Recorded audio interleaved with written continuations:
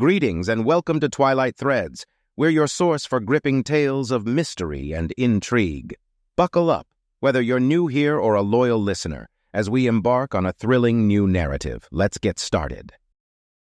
One chilly evening, I stumbled upon an old leather wallet on my way home. Flipping it open, the usual contents spilled out: faded photographs, a few crumpled bills, and a lone train ticket.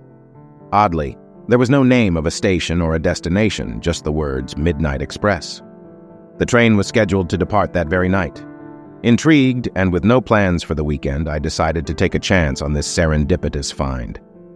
Little did I know, this wasn't just any journey, but one that would lead me into the heart of mysteries I'd never imagined. Upon boarding the sleek silver train, its modern exterior contrasting with the old ticket in hand, I quickly realized something odd. Despite its spacious interior, there were very few passengers. Making my way through, I encountered a woman occupying cabin 13. With an elegant hat shadowing her eyes and a delicate smile, she beckoned me to join her. "First time on the Midnight Express?" she asked, her voice as soft as silk. I nodded. She leaned in closer, whispering tales of places she'd seen, of forgotten towns and hidden realms, tales that would make any skeptic's hair stand on end. The train's rhythmic motion was hypnotic. I found myself drawn to the window where the usual scenes of cities and countryside were replaced by something entirely different. Under the moon's silver glow, landscapes unfurled like scenes from a dream. There were vast deserts with shifting sands, appearing and disappearing like mirages.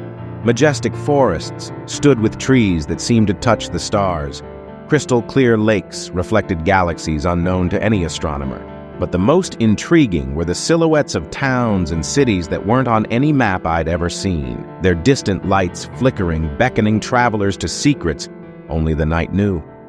Just as I was lost in the enchantment of these unknown vistas, a familiar tune wafted through the air.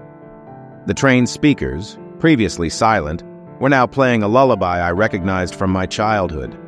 The gentle melody, one my grandmother used to hum, brought a rush of memories. But how could a train, one I'd never been on, play such a personal memory? As the song continued, whispers joined the tune. Soft, fragmented voices that seemed to recite tales, memories, and emotions of their own. It was as if the train wasn't just transporting passengers, but also their deepest, most intimate memories. The train started to decelerate, its smooth glide shifting to a hesitant crawl. Gazing out, I noticed a quaint, seemingly abandoned station approaching. Its nameplate was worn out, with only faint, illegible letters remaining. No such stop was announced or scheduled, yet the train came to a full stop with a final, echoing sigh. The platform was desolate, with no soul in sight, but an old clock tower stood tall, its hands frozen in time. As the minutes passed without any announcement or movement, an unsettling feeling grew within me. Why were we here? And what awaited us in this forgotten place? Stepping out into the corridor, I noticed a few crew members gathered in a huddle, their faces masked in concern. Their voices were low, almost drowned out by the ambient hum of the train. Eager to understand the situation, I edged closer, catching fragments of their conversation. "Can't be. Happens once every," muttered one. Another responded, "Last time the passenger never returned." My heart raced. What had I embarked upon? Before I could ponder further, a firm hand landed on my shoulder. It was the conductor, his face unreadable. "It's best if you return to your cabin, sir," he advised, his voice tinged with an urgency I couldn't ignore. Returning to my cabin, a troubling realization dawned upon me. The once almost empty train seemed even quieter now. I knocked on the door of cabin 13, hoping to find the mysterious woman. Silence. Pushing it open, I found the room empty. Her belongings vanished, as if she'd never been there. Confused and slightly panicked, I roamed the train, finding more vacant cabins. Passengers I had seen earlier had disappeared without a trace. The chilling thought gripped me. Was I to become another vanishing passenger of the Midnight Express? Determined, I decided to unravel the truth behind these mysterious disappearances. While exploring the train, I stumbled upon a small, seemingly out-of-place metallic box under one of the seats. It was producing a series of taps, rhythmic and consistent. Recognizing the pattern, I realized it was Morse code. Hurriedly, I jotted down the message. Beware the tunnel. Trust memories. Seek the old car. Confused yet intrigued, I remembered a rusty old train car at the rear that seemed disconnected from the rest of the modern train. Could that be the old car the message referred to?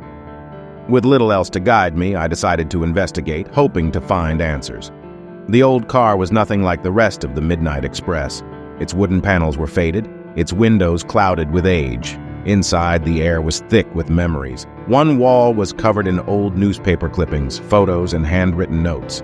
Reading through, I discovered tales of the Midnight Express's notorious past. It was said to traverse dimensions, linking the world of the living with realms unknown.